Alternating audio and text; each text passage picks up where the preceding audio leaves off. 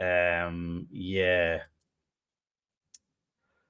Hello, if anyone is there, can they see me on the Facebook? Let's have a look at the Facebook now. I can't see anything on Facebook that people would connect to. It doesn't look like anyone's in here, love, at the minute. Yeah. Hello. Oh, people are wandering in. Hello, folks. Oh, I think it's working. Somebody came in through Facebook. Oh my God, it might actually be working, folks. Are you? Oh, if you, can you all see me? Hello. Again, thank you for bearing with us, folks. It's been. I can see you. Oh, bless you, Kenny. I'll tell you, it's been a long week, and this is exactly the kind of thing you need. There was me thinking we weren't popular no more. And look, you're all here. The family's all here. Portland, Oregon is here. We couldn't start without you, to be honest, Portland, Oregon. Hello, folks. Facebook's working. Oh, everything looks great. Sorted it. Well done. Brilliant. Well done, team. Well done, Wonder Wife. Facebook working. YouTube, not for me anymore. Oh, don't say that, Craig. There's other people that definitely on YouTube, right? People can see us on Facebook and they can see us on YouTube. Yeah, just quickly put in if you're on Facebook or on YouTube, so I know everyone's seeing us. Jen's drinking whiskey. Well, that's the more important thing. Yes, sorry about all that, folks. Oh, I'll be honest, it's been a long week, and I'm having a can of cider. Facebook. Facebook is okay. Is anyone YouTube? So great. We're on the YouTube. We're on the Facebook. We're also live on ITV4. We're not. I mean, to be fair, we could be. No one looks at ITV4. How would you know? Thank you very much, folks. I'm just gonna have myself a cider there. I'm on the cider tonight, the fruit cider. I don't mind telling you. Like you've missed nothing. It was me, honestly. It was me waffling. There was a bit of partial nudity. People asked for it to stop, so it did. But you've missed nothing, folks. Thank you very much. Hello. Welcome to the launch of Relight My Fire on only the second attempt. I think this is just my wife trying to OnlyFans stream. Yes, God, there's an idea. Yes, I think this is just my wife trying to cut down how much I waffle on, like getting rid of some time. I'll be honest, we were just going to be filming for the first 15 minutes. Anyway, you're all very welcome. I hope we haven't lost too many people. How tonight's going to work, we're going to have a competition. Elaine will be doing the random generate thingy. I will find out the two people whose names will appear in the next Stranger Times book, as well as other prizes and whatnot. YouTube is not working now. Oh, for the love of God. Other people are in on YouTube, right? It's definitely people said they were on YouTube, Paul. So I think, can we stream the nudity later? I have to ask, guys. No. YouTube is on a slight delay. Jen's here. Thank God for that. It's working. Okay. There seems to be general YouTube is down. Okay, someone else has said YouTube is down. This is exciting. Yes, Chris, it is. It's. I would go for stressful more than exciting, but Steve, God, I wish I hadn't mentioned the news. You know, some of you are going a bit too excited about that. Calm down. Yes. I'm on YouTube. Okay. If you're having trouble on YouTube, my advice, go over to Facebook. That seems to be working. Or log out and log back into YouTube. Maybe it's something weird like that. But hopefully it seems to work for most people. So we are going to plow on. Because that is the way. Stiff upper lip, chin chin. So yes, we're going to have the competition. Wonder Wife, you just like to pop on for a sec. It's not you, Debbie. It's life in general. It's the problem. You're fine, Debbie. Trust me. Hello. Hello, wifey. How's your day going? It's been better. I'm trying to post a link to YouTube on this. So I think a comment will have come up on YouTube from Queeve, but I'll also post Stranger Times, actually, love. There's always. It just says YouTube link. It doesn't. Oh.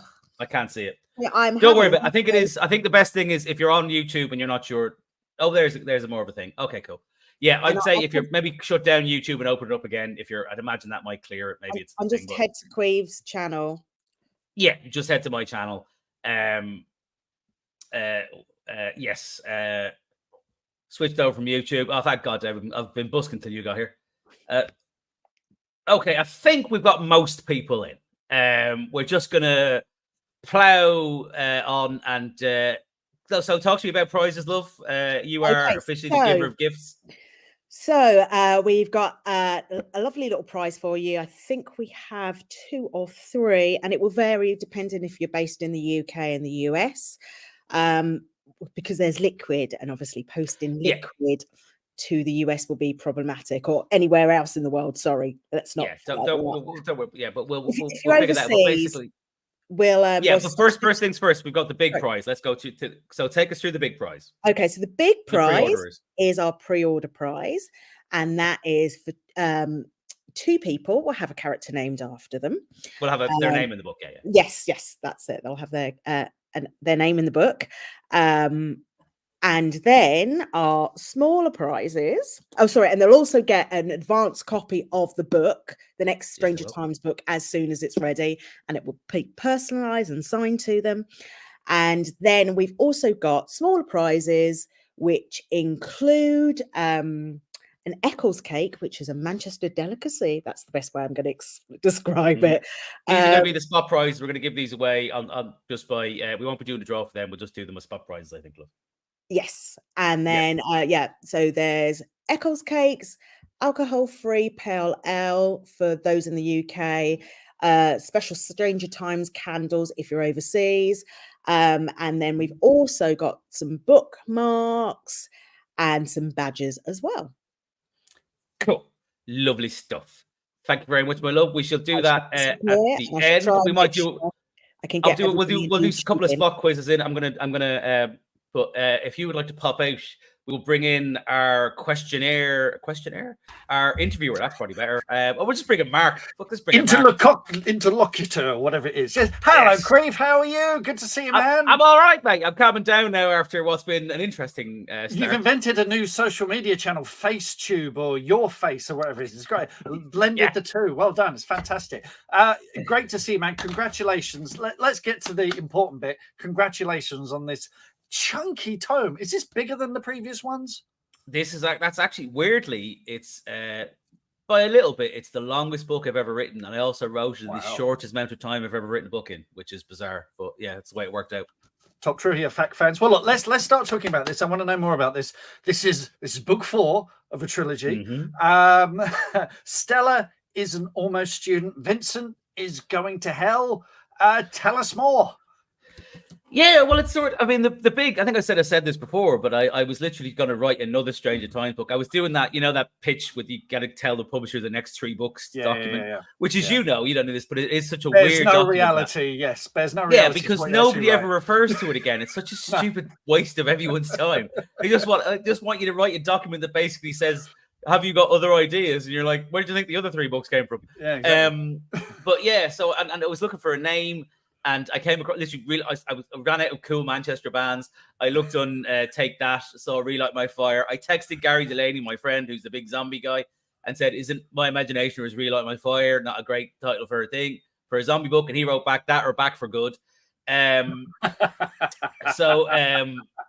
and I'm weirdly, and I'm only saying this obviously because I'm so happy with how the book turned out, but I honest to God, the basic pitch for it, I came up with in about 20 minutes. Because when you're yourself, it's one of those things where when inspiration strikes, and because somebody asked me, I think it was Phil asked me that last night at the Manchester event, is like, how long do you leave stuff to sort of fetch for that way? Because normally what I do with ideas, and I think you're probably the same as me, is because we have tons of them, don't we? Let's be honest. I know you do. We've talked through various ideas you've had over the years, and I think we've only ever written about 1/10 of the books you and me have explained to each other that we were writing. But I always think that the acid test is generally if the idea won't go away. It sticks around. That's right. Yeah. And you just find yourself, your brain starts working on it when you can't go to sleep at night, which is a lot for me. But weirdly with this one didn't sort of have the fermenting time, because as soon as I had it, it was like, this feels instantly like it's working for me. And I was really super excited about it. but yeah, and it was, it was a lot of fun. I said there was basically, I don't want to give anything away because I know some people have read it. God bless you already. One person was saying they read it in a day, which is just amazing. But yeah, there was a bit. Obviously there are zombies in it, and where the zombies come from, that idea, I basically wrote myself into a corner without realizing. I'm usually very good at not doing that, to be honest. And I properly found myself about halfway through the book, like sitting here staring at the wall, going, "Oh, I think the logic doesn't work here because why would that, And how I ended up getting around it ended up being, frankly, the best thing in the book, I think. And it just, the weird thing about it was, I've never done this before or since. Because it was so fresh in my head when I was writing some of the later scenes, for the first time ever, I laughed while writing stuff because it was just literally occurring to me as it was going down the page, some bits of it. And it was just such a fun idea. Like the whole thing with the zombies was amazing. Is that freshness, that thing of just jumping straight into it, is that because you're 4 books into a series now? Is that something you get with the Bunny books as well? Is it because you know these characters so well, you haven't got to do any real world building? It's just like, here's a situation where I can make their lives difficult. Go. Is it like that? Yeah, I mean, sometimes it depends. I mean, there's certain themes and stuff you kind of hit on. Again, this one was quite unusual, just how quickly it happened. But I think with things like the Bunny books and stuff, I've loads of ideas, for example, for Bunny books. And I mean, I think I have like 3 that I've got a fair bit of a lot of the pieces for. And I know, but even with that, I know the one that's probably going to be the next Bunny book was supposed to be the 3rd in that list. And I think it's probably skipped ahead just because I've ended up weird. My brain's just ended up thinking about it more and more. It's my version of and then there was none, the Agatha Christie. Yeah. Classic book with many names in its history. Let's not go there. No, I'm not going into that. But that classic thing, loads of people have done their version of the people trapped on an island. Then I basically had the idea of doing that and then having Bunny and a bunch of school kids turn up in the middle of it. And it's just as soon as the 2 things, I was like, oh man, that's going to be fun. To be fair, that's kind of like Relight My Fire was, where I literally sort of had the overall thing and was instantly, I don't know if it's going to work, but I'm definitely going to try it because I'm basically going to try and write an Agatha Christie book and have a Bunny book going on at the same time and smash them together and see what happens. Excellent. Good stuff. Now, what I love about this, we talked about characters, and you do have quite an ensemble now, so much so, and I think this is the first time you've done this with the Stranger Times books. You got a Dramatis Personae Drinky Posium. So you've got your character. I love this because you've got your list of characters there, which is great for referring to when, especially 4 books, and you think, hey, who is so and so again? But you've also, so Vincent Bancroft, editor, you've also got their preferred tipple. So it's whiskey, occasionally rum, whatever is available. How long did you already know this, or did you have to think about some of these? They asked me that one of the was actually in the process. I think one of the proofers said it'd be good to have, and then Simon, my editor, who's a lovely man, but he's tremendously English, and he came back and said, "Can we have a dramatis persona?" And I was like, instantly, my sort of like little sort of Irish went to school and Cabra thing kicked in, where it's like, "Oh, that sounds a bit fancy. Oh, I don't want to do it." And they were sort of asking me to do it, and then Ed was saying, "Well, if they, And basically, I need you to find my way of doing it, which is why I did the drinky, because then it's just sort of drinky posing was my sort of way of undercutting the seriousness of dramatis personae. And also, people are saying there was we did have technical issues early on, so yes, with Facebook, but you've missed out. I was just waffling on as opposed to now where we're doing hard hitting and relevant content. Intense stuff. The other thing as well is, for the second time in a year or whatever, you've gone viral, but this time it's with your author's note, which is cropping up everywhere on my social media, and it's about AI. I don't want to go too far down that road, but do you want to talk about that? What prompted you to put that in there? Well, look, I mean, that's the official answer I'll give to it's about me stating my prep. I mean, look, I do. I thought it was worthwhile. To be honest with you, the other office note went viral, and that was an accident. Like, it happened 2 years after the book came out, And this time I had the idea about the AI thing, and I was reading something, and I just sort of somebody said something about putting an AI, like saying if a book had AI in it or not. Yeah. And I sort of hit on the idea of doing a funny anecdote about it. And I'll be honest, let's put it this way: it going viral again may not have surprised me quite as much the second time. Sneaky little fucker. So yeah, I had the idea. I mean, I'll be honest, even then, like, you don't ever know with these things, but I'll be honest, it turns out the collision of AI, which is very much in the zeitgeist, and dogs, yes, you got a lot of flack for calling one of your dogs an idiot, haven't you? So yes, would you like to apologize to him now on social media? Well, you know, I literally, several people, I don't know, it was weird, but there was a couple of people who I was disrespectful to Diller for referring to him as, I mean, again, some people who just incredibly miss the subtext. I literally referred to him as the greatest friend I've ever had. And they amazingly thought I was being disrespectful to the dog. And as I said on Twitter, just to be absolutely clear, I will get all the books pulped as soon as Diller learns to read. And I've had a couple of other weird people get involved in various ways. I won't even go into, but some of them it's one of these things, and you had it with the other note as well. Like 99% of people get the joke, get the point, get all of that. Of course they do. But my God, the 1% is fascinating. I know, but this is the curse of going viral, isn't it? You've got the people here this evening. I mean, looking at the comments here, these are good, wise people with immaculate taste. These are my people. These are our crowd. Yeah, this is our tribe. You know, exactly. Then you go to the edges of that Venn diagram, and that's where all the weirdos hang out. Because we had this with the bestseller experiment when we had Bryan Cranston on. We went viral all over the world. And boy, I mean, we had all the Trump fans, pile on with us, and it's quite a ride. I mean, you just sit back and ride it out, but it's good fun, yeah. So don't upset dog lovers, though.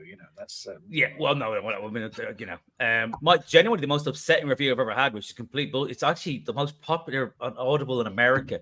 Some woman who literally has a review that's the most popular thing I said, and says this. But Stranger Times says this book features animal cruelty.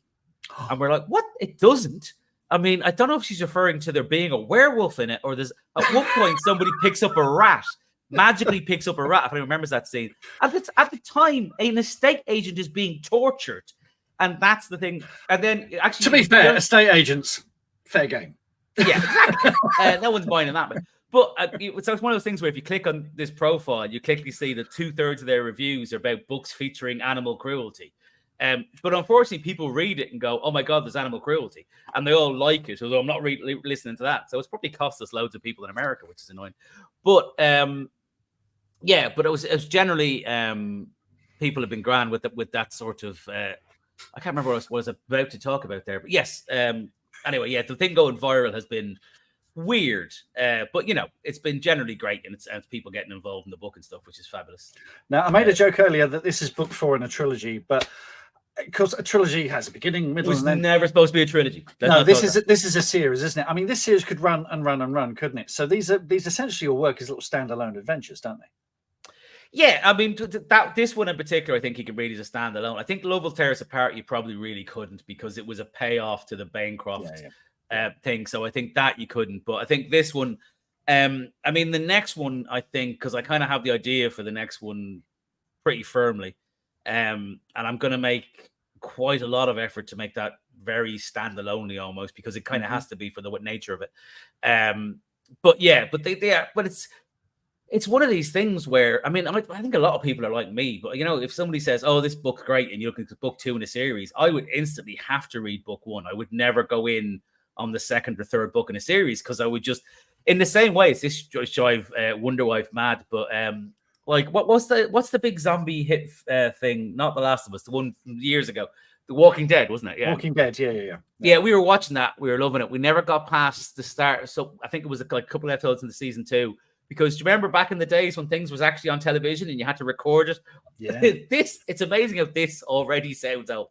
Back in the day, you didn't just watch whatever you wanted. You had to record it on your Skybox and then watch it whenever you wanted. I know. But the Skybox sometimes didn't get the timing right. And you're related to, we missed the first minute or minute and a half of an episode. And I'm so I couldn't watch it. No, I was like, no. And then we ended up, they ended up literally not watching The Walking Dead because we didn't watch that episode and we sort of fell out of it. But yes. Oh, by the way, if anyone has any questions there, do stick them in the chat. Sorry, I just noticed somebody put a question in, and I'm sure Wonder Wife will be keeping an eye on it, and she will let us know if so she'll put them in the private chat for us, I'm sure. Sorry, Mark, I'm just distracting myself here. By the way, would we like to let's just do a spot prize right now for the Eccles cakes and the stuff? Well, we're gonna have a question, right? And this is the question, folks, and this is fastest finger on the buzzer. Literally the first person that gets this into the comments.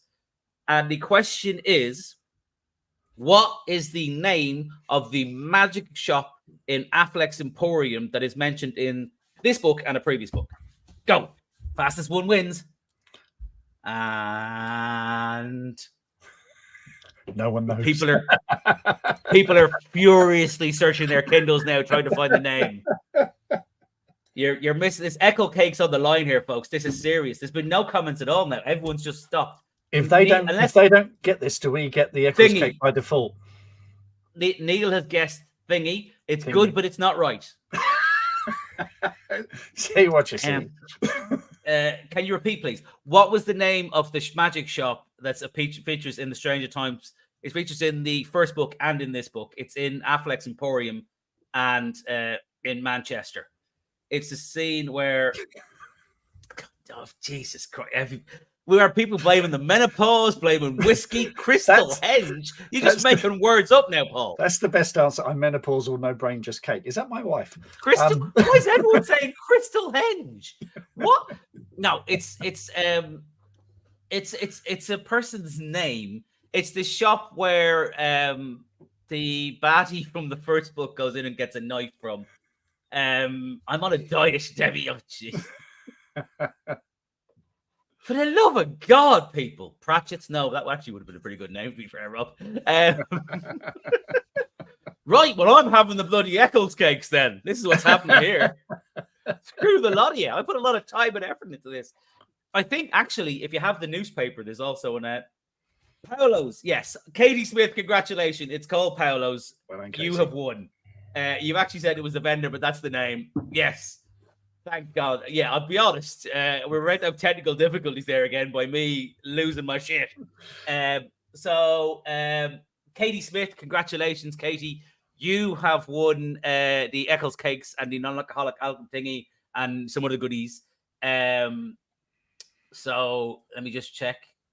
It's in Affleck Palace. Yes, I was just checking the product. Yeah, was I saying it wrong? Oh, okay. Well, anyway. I may have been getting it wrong, but you got there in the end. I'll be honest, I thought that question was too easy. So, good luck for the next one. We got, you got people that reading the book in a day. I mean, it's difficult to digest all this stuff in a day. It's to be fair, I have a terrible. I would have had to look that up when I was writing them. Yeah. I can't remember the names of anything. So. So do you have a repository of facts? Do you have like a Bible series? Yeah, Bible but don't call her that. She's my wife, Mark. Don't call her that. Yeah, I definitely sort of ask Elaine, and then she goes and finds out and tells me. But yeah, and then she goes through the script. She goes through the manuscript and realizes I've changed the names of places, and she changes them back because the idiot's got it wrong again. What's an Eccles cake? That's a very good question. What do you know what an Eccles cake is? Well, I should know this because my wife used to work in a bakery and used to bring home Eccles cake in all the time. But they're like sticky and fruity, and they got pastry on them, and I just like them. So I couldn't bake one for you, but I know one when I see one. So yeah, and they're from Dead Fly Cake. What? Where is this coming from? We are not Eccles. What the hell? It's mince pie with an attitude. So it's George and Tony. Hello. Fly Cemetery. What the hell? Fly Cemetery. Well, it's all the raisins. It's all the raisins, isn't it? Oh, is that what it is? Oh, okay. Yeah. It's like Spotted Dick as well. I couldn't. Is for the love of God, don't. I've got Spotted Dick and Custard in my first book, and I wanted to put that in the description on Amazon. Amazon wouldn't let me use Spotted Dick. There we go. It's political correctness gone mad. It is. Yeah, I'll be honest, because we have to get rid of the Eccles cakes because I'm gluten free now, so I can't have that in the house. Somebody asked generally in Leeds, someone asked my favorite biscuit, and then we had to explain that. And then we asked Gary, and Gary said he had to give it up sugar, and it was like the most depressing middle-aged man conversation you've ever had. And then Gary came back with, "I do like a digestive biscuit." It's like, Jesus, how boring are you? Yeah, so I was going to say, whoever is the person who won I presume Elaine has got their details. If you can confirm that in the private chat, love, please, so I know I've got. But yeah, don't mind all the stuff about flies, whoever won that's not true. They're raised, they're perfectly nice. And Very yes, nice. as someone did say, why do you need non-alcoholic beer? I'll be honest, that is a fair point. But I mean, the reason there is actually is because the publishers were sending it to people and they can't send alcoholic beer. Yes, can't do it. Not anymore. Used to all the time back in the day when I worked for a publisher, booze going out the door everywhere. Yeah, but it's a different. Really? To be fair, role, I'm sure I heard Ben Aranovich sent some sort of booze thing to bookshops now. Yeah, he had a vodka or something. It was not long before I left, but that was like 5 years ago, I think. I heard more. I think he might have done it again. I think he might have done it again. Right. Okay. But yeah.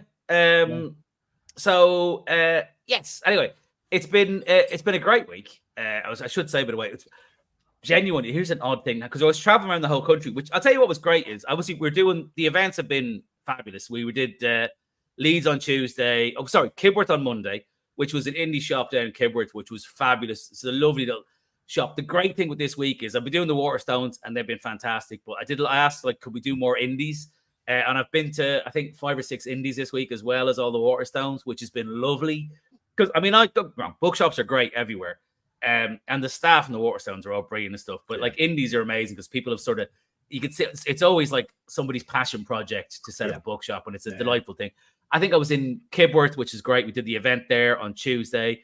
I left my stamp behind me, and the lovely lady sent it through in the post today in a lovely sparkly thing. I've left things in every shop I've been in, to be honest. So reverse shoplifter. Exactly, yeah.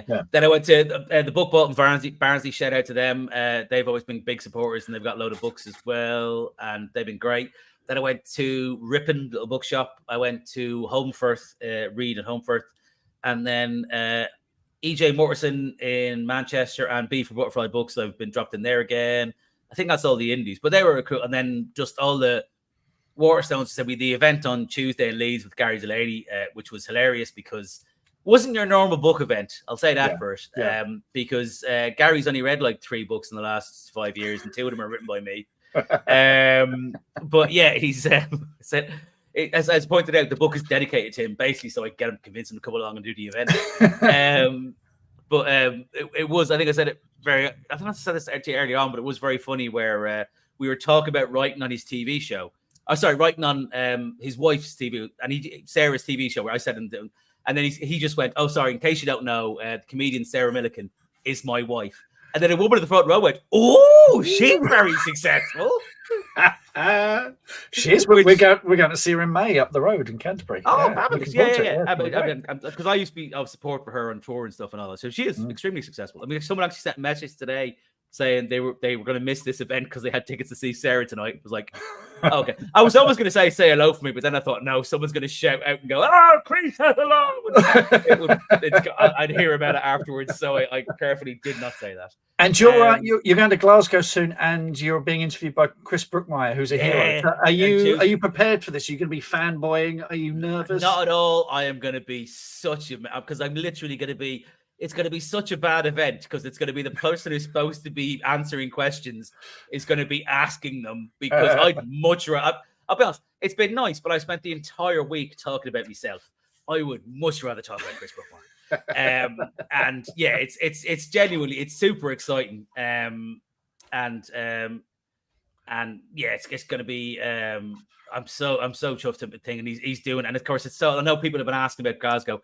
It's massively sold out. We've had loads of people get in contact saying there's tickets. Unfortunately, it's not that big a place. I will tell you the funny Chris Brookmeyer thing actually that sort of came out with his book is someone sent us an email a while ago that Elaine forwarded on to me, which said, "I used to be a big fan of Chris Brookmeyer, but prefer you now because he's always banging on about his politics." And I was deeply offended because I have the same politics as Chris Brookmeyer does, frankly. And it turns out haven't been pissing off enough Tories. But basically, which is the Been current government. Been letting the side down quick. Yeah, current government in Britain. But I fixed that on this book, shall we say, because I put in what's actually getting quite a lot. One of the newspaper articles is there's a guy called Jacob Rees-Mogg. For Americans, or Australians, and all we got a few in. Jacob Rees-Mogg is remarkably hard to explain. Put it this way: in the story, the idea is that they discovered that Jacob Rees-Mogg was actually the ghost of an 18th century slave owner. And just by telling you that, I can then now put a picture of Jason Rees-Mogg up on the screen with loads of others, and you'd instantly know which one I'm talking about. He's a very odd man who basically doesn't belong in this century, and he's an awful right-wing arsehole. But basically, I put that in, and loads of people would be getting quite excited about that. So between that and, spoiler alert, zombie Margaret Thatcher, I think I've firmly corrected the record for that person who didn't like Chris Brookmeyer. I'm proud to say I've lost them as a fan now as well. Without getting too spoilery, there are celebrity zombies in this. Was there a way? I mean, did you have a long list and whittle it down? How did all that come about? Yeah, I mean, there was I think actually, and I'm pretty sure this isn't in the book, but my watch is going to do that thing where it goes off again. But bizarrely, yeah, I think this ended up coming out, but it was something I thought was really funny, but I think it was just too niche as a thing. Because I'd like at one part, like, because there's these celebrity zombies coming back, I had somebody putting together the greatest rock band in history. And I sort of was looking up very like when people had died and stuff, because you need to know that for how this works. And I'm pretty sure it was the bass player in the Who if I remember correctly, died in a who died in a hotel room in Las Vegas, didn't he? Mm. Yes, which I don't know if it's natural causes but it might just be not surprising for Vegas, maybe more accurate.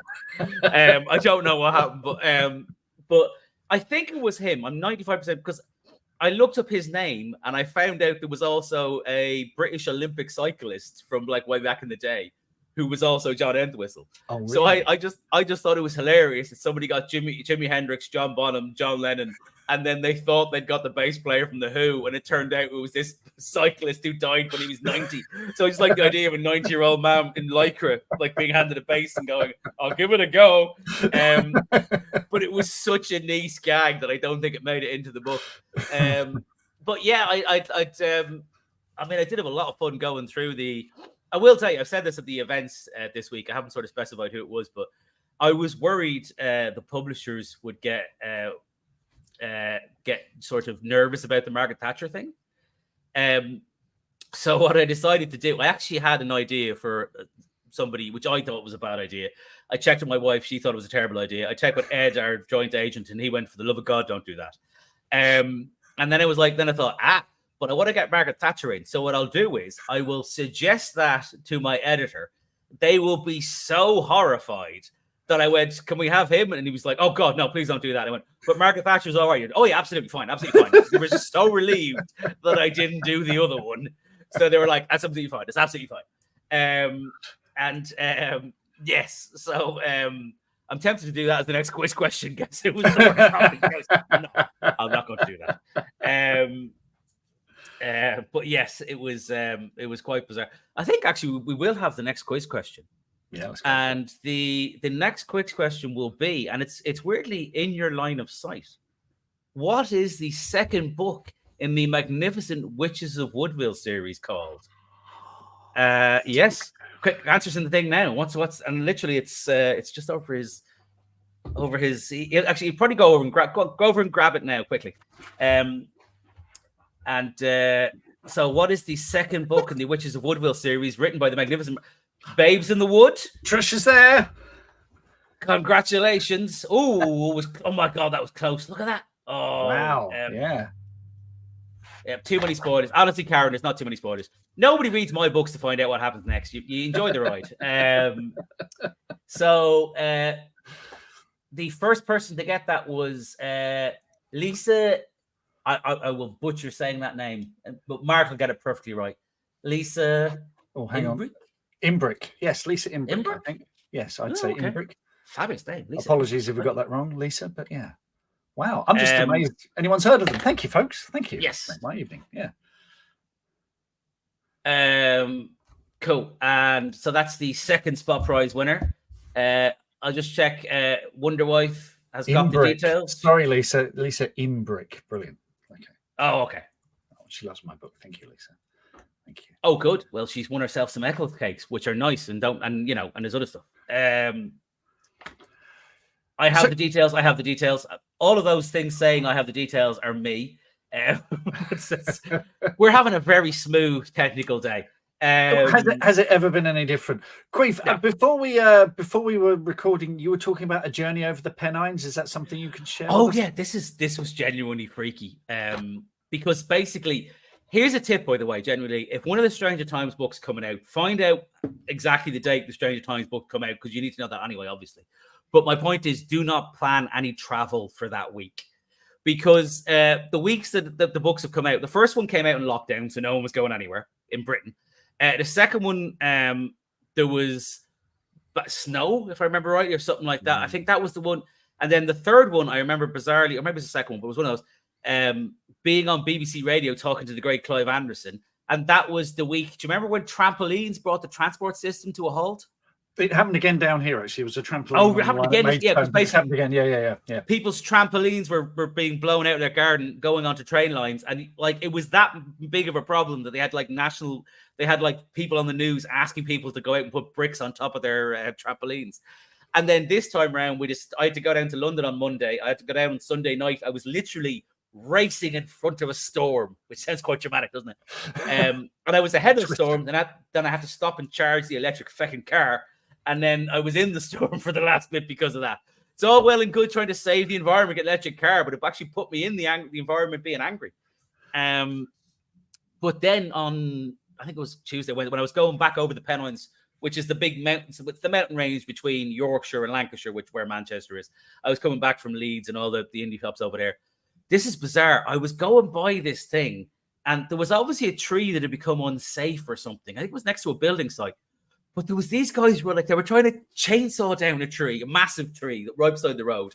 But there was guys running around, literally going, like, you could see, you know that way, we've all been in situations where you're completely out of your depth and things have gone wrong. This and the guy in the car in front of me was just stopped to watch it. And like, the tree's here, and like, they were basically trying to stop it coming down on the road that we were on. And I had to honk, and I never honk people. I was like honking him, go, because he's like going, "Oh, this is very interesting, Margret. I'm going to watch this. It's going to be an accident." I was like, "Yes, and you're going to be in it. Fucking move, you!" And like, because they were clearly about to close the road and freaking out and stuff. It didn't make the news, so obviously they managed to get it by. But my God, it was. There was like literally there was bits of tree flowing, like blowing into the wind, was hitting the car, and this guy just stopped to watch, and it was like, and that livened up. I was genuinely quite sleepy, and then that was like 5 cups of coffee in one go. But the bigger message is that you're some kind of weather god. This was in I think it the 4th Hitchhiker's book. I think it was So Long and Thanks for the Fish. There was a guy who was a weather god, and he was paid by tourist agencies to keep away from the Bahamas and places like that. Wasn't that? And there was a thing. I remember that he was a truck. It was a long distance lorry driver. Yeah, and he was always playing the weather was bad. And I remember this lovely line about the weather loved him. And it was like sort of, he didn't realize this. He was following him around because it loved him. Was that on Snake Pass? It wasn't on Snake's Pass. It was further over the sort of further north. I think I was sort of went by background Preston, so it's kind of around the side. But yes, it was quite the experience. But yeah, I mean, it's been a mad all week. It's been lovely, and I'm quite happy now that I tried to have a lie-in this morning, and bizarrely. Literally, I was trying to have a lie-in at 8:30 this morning. It's usually very quiet where we live, and the people over the road decided they were going to get people in to cut down every tree they'd ever seen, as far as I could see.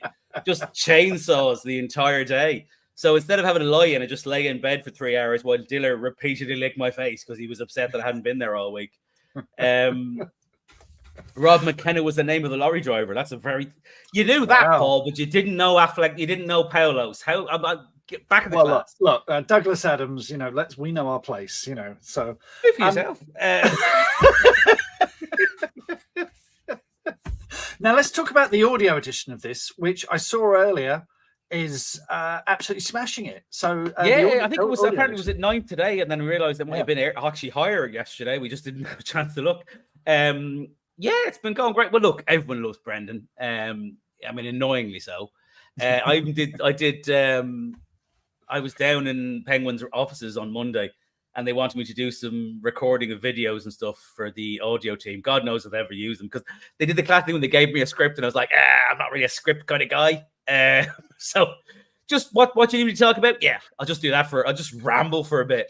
Half an hour later.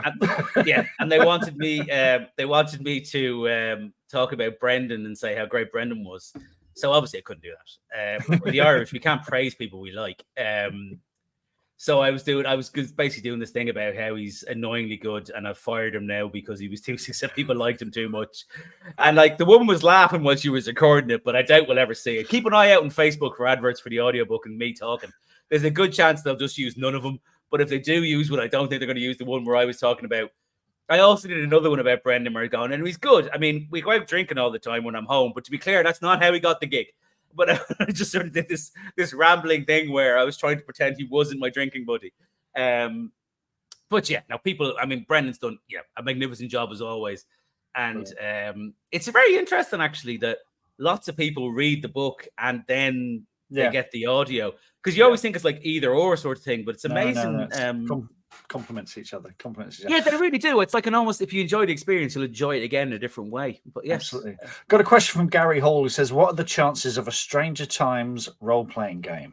Oh, excellent question. I would love to do one is the answer. I genuinely I've started doing a bit of research and stuff because I've said I'm a fan of playing Blood Bowl and other games, and I've been looking for stuff, and I've actually played I've done my first role-playing game with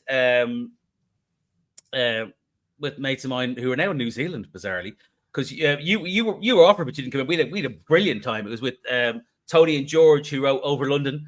Tony was literally my first experience. I absolutely loved it. It was fabulous. We're going to do another one soon, hopefully. But I've always been interested in doing that stuff. To be honest, when I was a stand-up, because your schedule's so hectic, you can't do this kind of thing.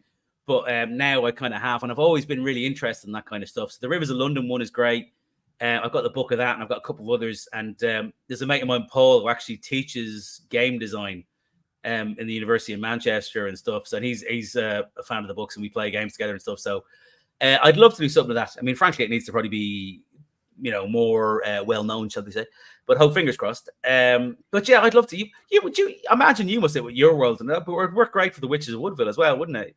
Well, I'm open to offers. The thing is, I'm not much of a gamer. My son is. He's massive on it. But I've never really did. I tell you why, because when I was a teenager, there was a Dungeons and Dragons club, but it got shut down by the Young Christians group. This was during the sort of satanic panic in the 80s. So it kind of vanished from our sphere.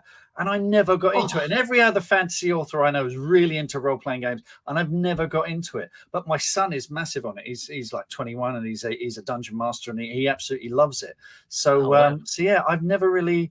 And you guys have all kindly invited me along, but I've just it's I must give it a go at some point. But I just the other thing is, since I stopped the podcast, I got my evenings back. I'm kind of enjoying that at the moment. Yes, I know you said fair enough. Because I know how swamped you were at all these things. Just for a couple of months. I just want to put my feet up for a bit. In the evenings at least. Anyway, I'm finally catching up on my TV. I got around to watching Twin Peaks, so that's how far back I've got to go. But yeah, actually, the other thing somebody asked, because you've done a bit of this. Someone asked last night in Manchester about would you do a graphic novel, which again they've done for Rivers of London books and stuff, and I actually got a whole set of them recently and read them and loved them. And I've always been a fan of I have graphic novel like The Boys. I was a fan of for years before it was on Amazon. So I'd love to do that kind of thing again, because you did one of them for one of your books, did you? Yeah, we did a sort of 10-page freebie, which called The Wish Demon, which you can get for free if you sign up to my newsletter. And I got just a handful of signed copies left of the physical edition.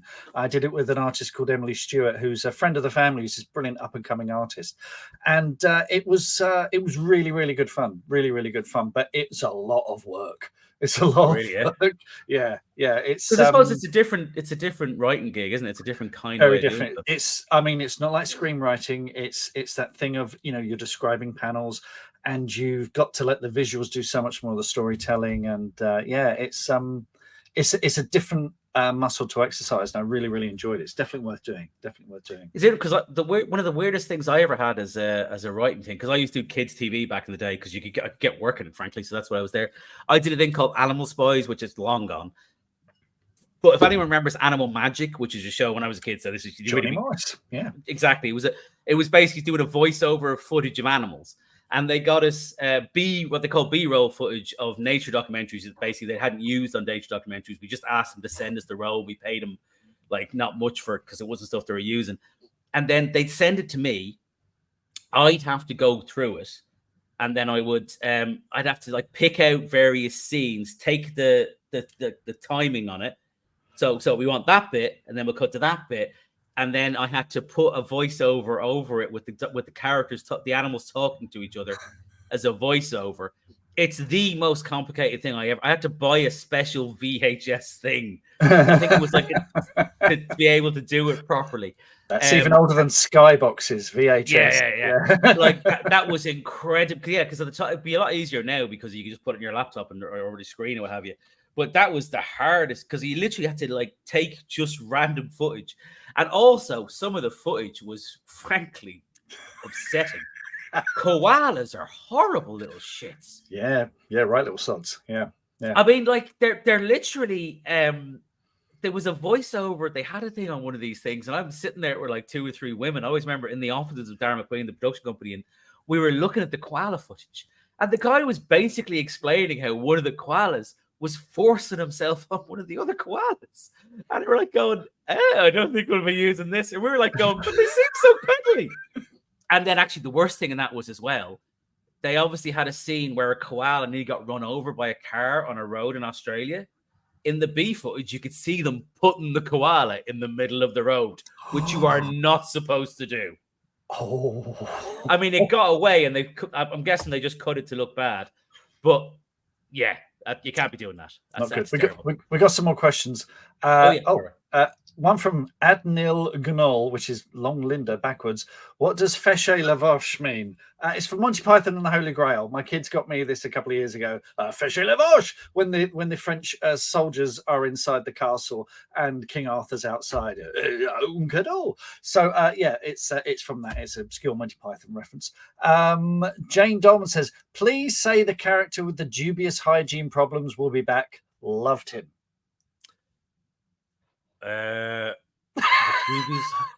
You might need to narrow that down. Do you mean the ghoul, Brian?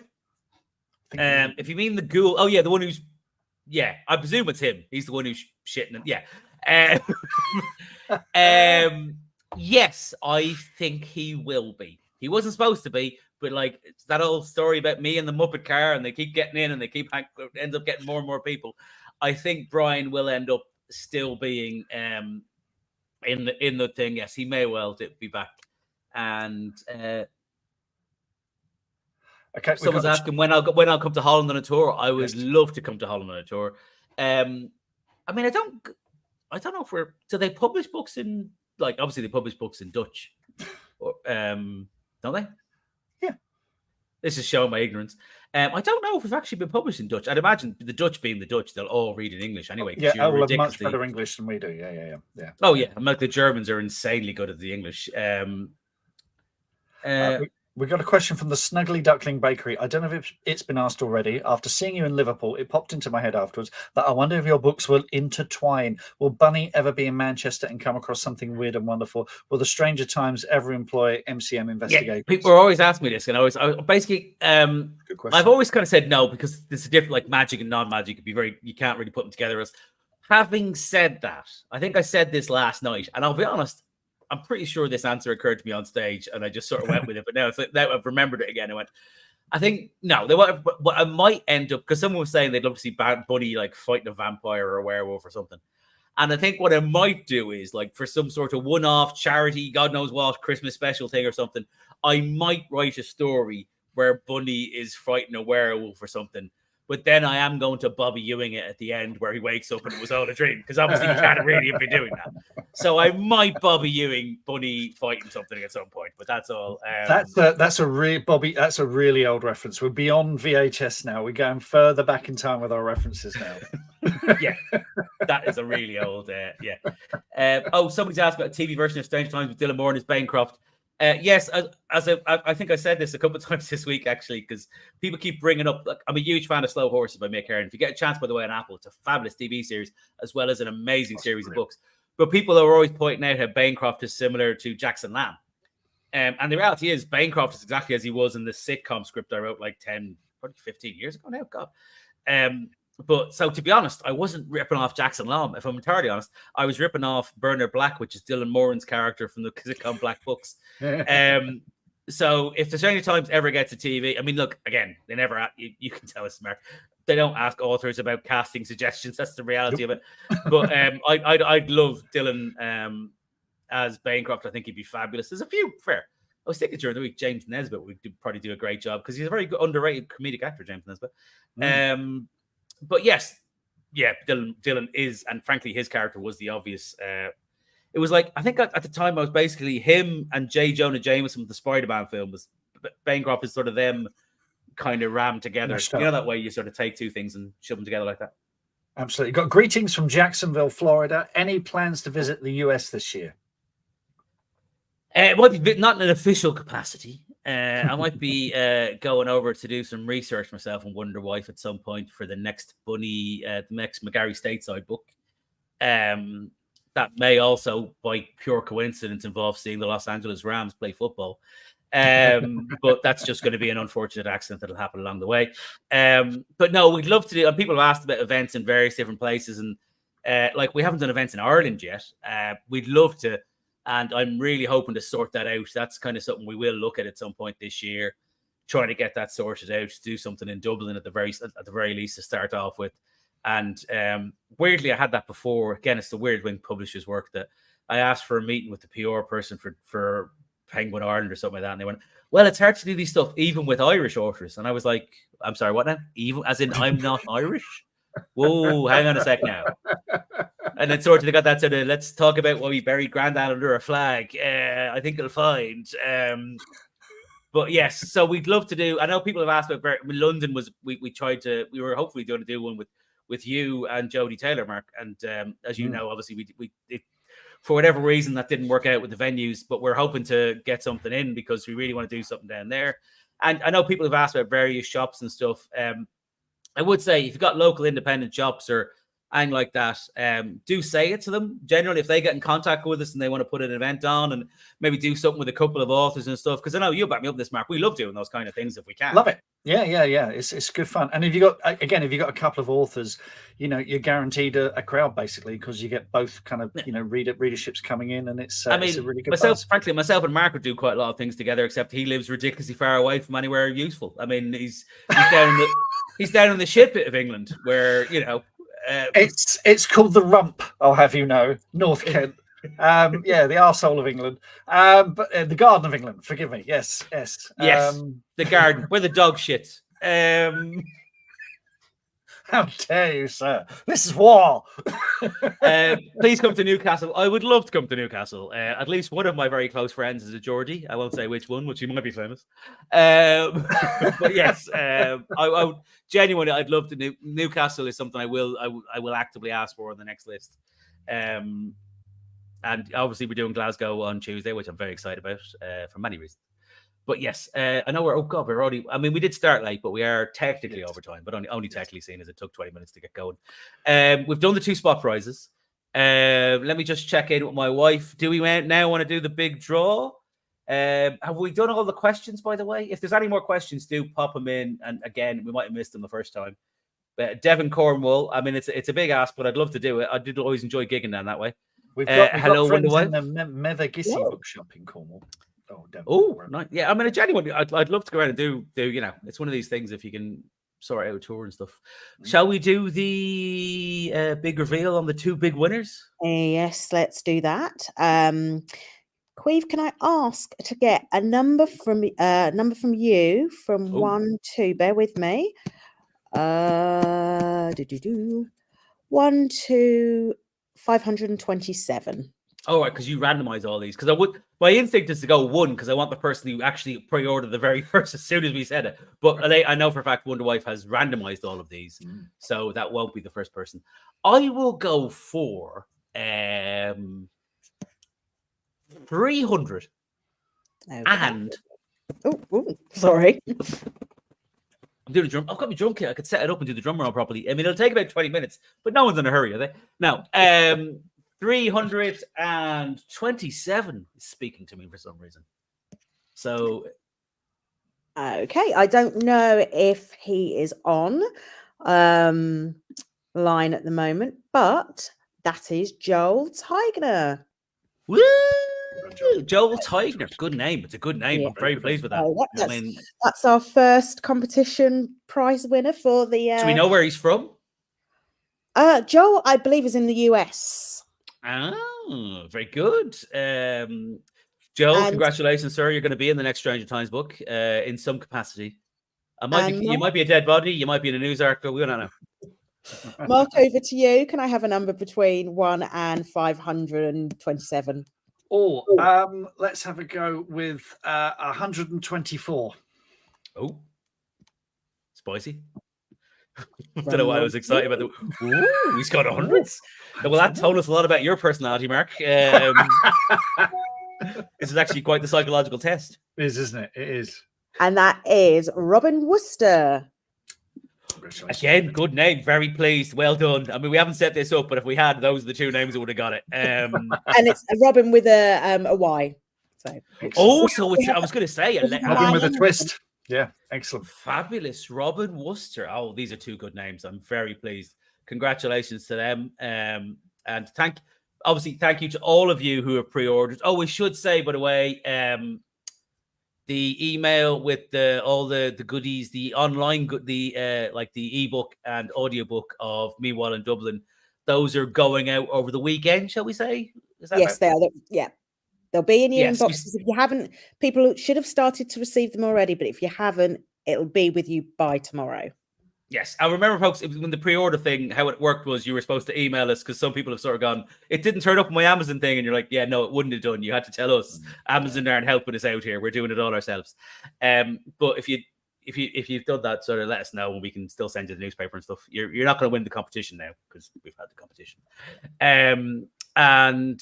Yes, those are going out, and the publisher are emailing out the physical copies of the newspaper and the book plates, which I lovingly signed in my terrible handwriting. And there's also, I believe, bookmarks in there, which we didn't even advertise. I mean, that's a sneaky extra. Yeah, sneaky extra. I've also got some, we're not giving away, but I've got a load of badges they did for the Stranger Times. Which I felt, to be honest, I felt bad because them and the bookmarks I kept forgetting to bring to all the events, so we didn't give them out most of the places. So Manchester got everything last night because we remembered to bring everything. So cool. I think, have we any more questions before we finish off? Because Mark's got a spectacular finish for this plan that I'm very excited to see. You know, with the dance of the seven veils, I believe it's called. Paul wants a badge. Kate's good, she didn't win, and I'm sorry. I mean, your chances are 1 in 250, which, you know, next time round, everyone who bought pre-orders is going to be in the next book. It's going to be a terrible book, though. Imagine doing that if just everyone who pre-orders in the next book, like 700 people, you have to somehow find a reason to put in a book. It's like there was always in the Terry Pratchett book, The Truth. Do you remember it was one of the first things when they set up a newspaper, which is like quite generally, if you've not tried Pratchett, I would try The Truth. Is a great book to start. I think it's probably my favorite. It's in my top 3, but it's the one where they set up the free press. There's literally a newspaper for the first time. And one of the first things they discover is if we just put in articles with lots of people's names in them, people will buy the paper because they like seeing their name. Yeah. It's like when my first book, Robot Overlords, I made sure we put the entire cast and crew in the back because I figured every one of them will want to buy it.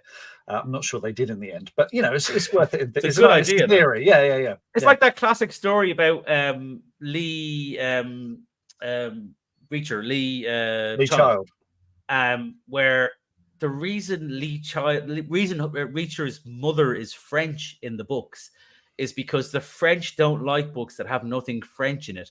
So when he was writing the books, he knew this. So he actually put in the mother being French, thinking that would help with the French market. Now, it actually didn't. But the fact that he was planning that much insane thing was very impressive.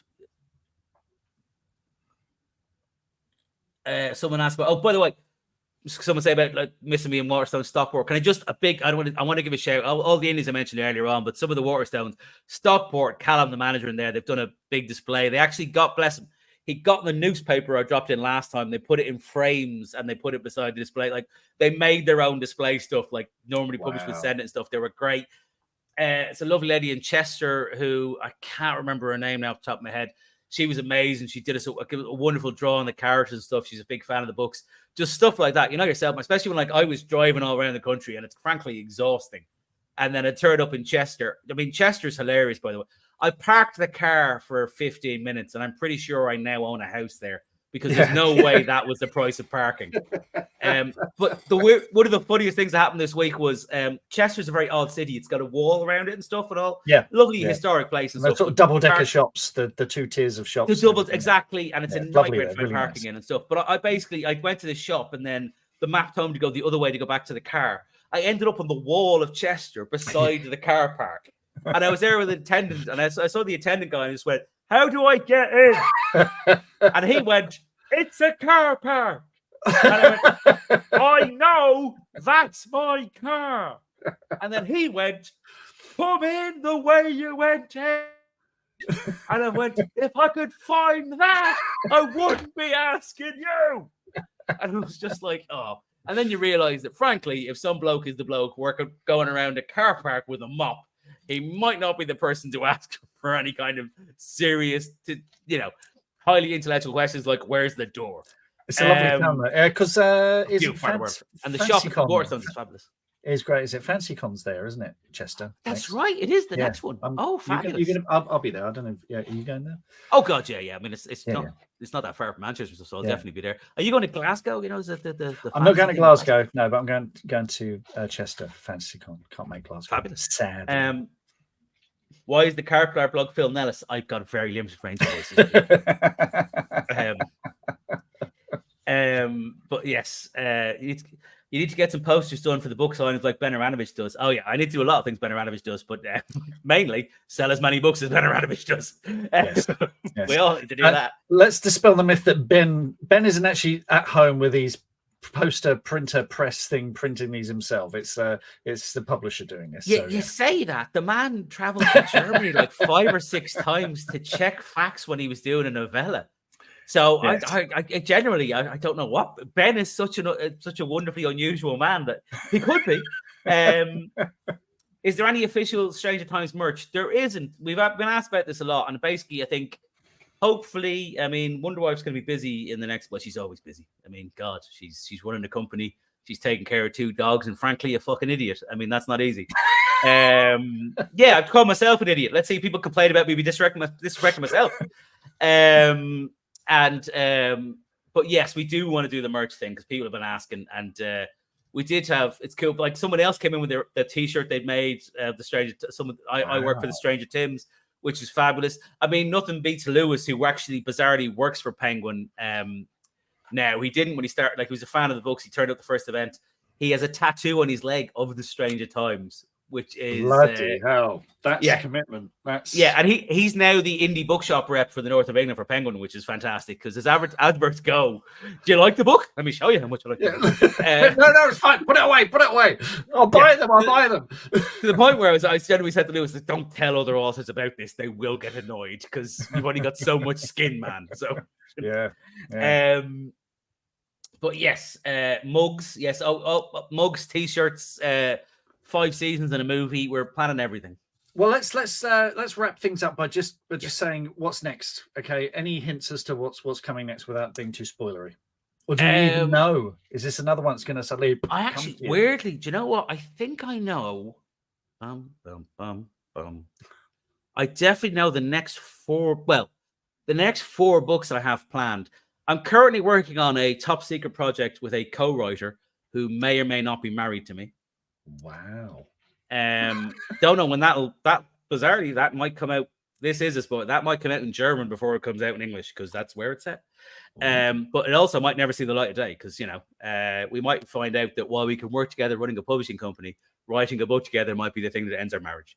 So fingers crossed. Bancroft is a wobblehead, so I'm just looking at the thing now.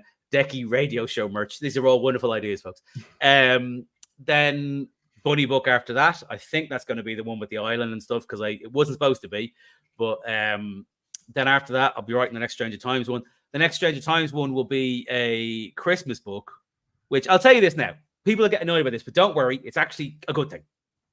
If you may have noticed, it's like sort of 2 months between all the Stranger Times books, like in the timeline of the books. Mm-hmm. And this one is at Halloween. So logically, the next one being a Christmas made a lot of sense.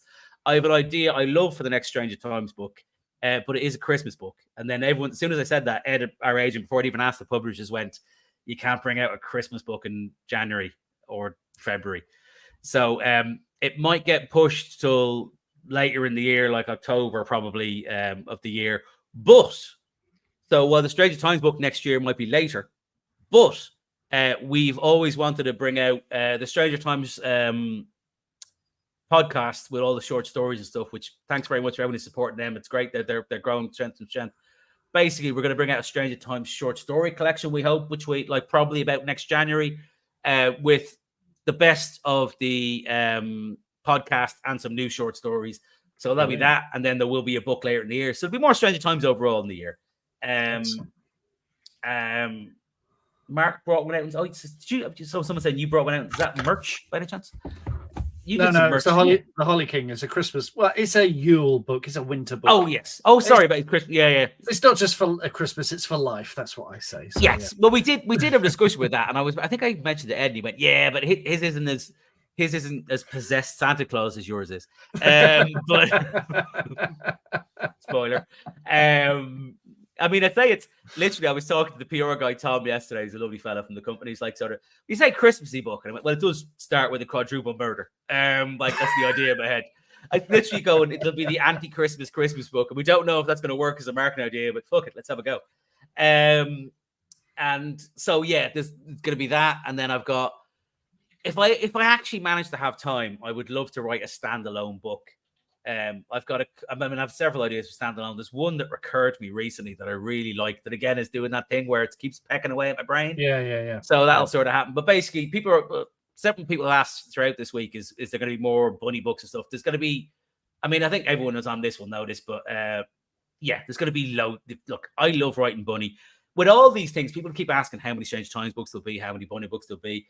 The honest answer is, I've always been worried about feeling like I need to be excited to write something. And if I feel like I'm going into a book and, oh, Jesus, I'm doing this again, and it's not fresh and it's not new, that's the point I won't write.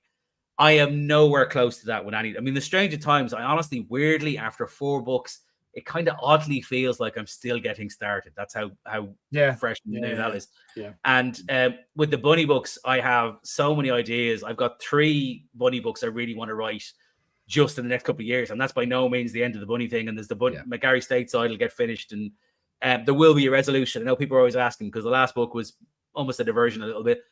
But trust me, as I always say with these things, enjoy the journey. I've got a couple of, most people have loved other plans. Thank you very much for the reviews. A couple of people sort of go, oh, it doesn't move this main story on that much. And you go, no, but it sets the table. And more importantly, my writing is really about the journey. If you're just keen to find out what happens in the end, you're missing out. And that's not what I'm good at. I'm good at the journey, not the end. But we will get to the end. And listen, I think that's everything I can think of. Mark, put your book up again. Let's have another quick promo. Witches of Woodville. You are doing the 5th one. When's the?